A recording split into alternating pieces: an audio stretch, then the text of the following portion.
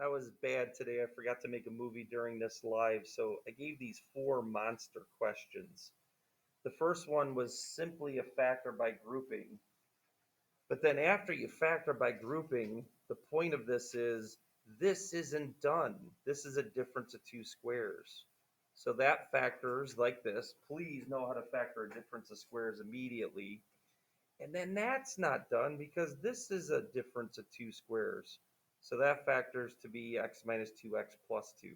So really get those difference of squares down and be able to factor those fast. Next one, the point of this is hopefully, made here that this is an MA. All right, that's the M, right with my mouse, sorry. And that's the A. All you have to understand is what equals x to the 8th? X to the fourth times x to the fourth. So that's why that is the beginning part of that one. Come on up. I can do two things at once here.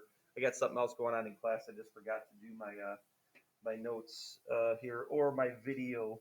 Good, good, good. You're in the lead. You like glow in the dark aliens? All right. Next, weird statement, right?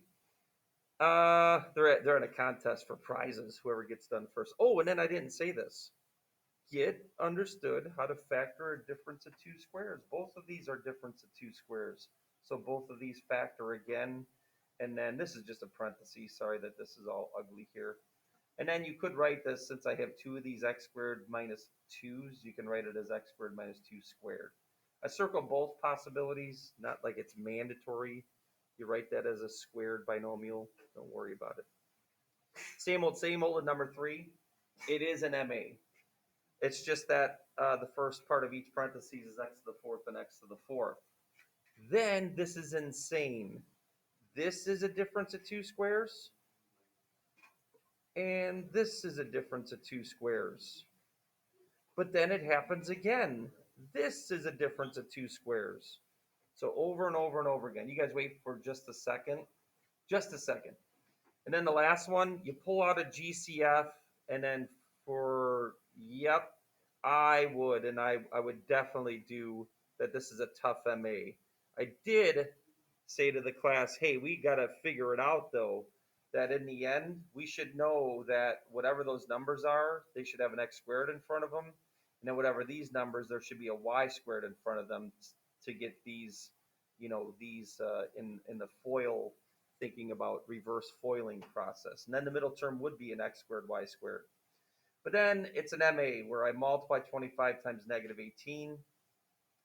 And then I'd go to my calculator and trial and error. I would focus on negative 35 and get two numbers that add to negative 35 on our calculator.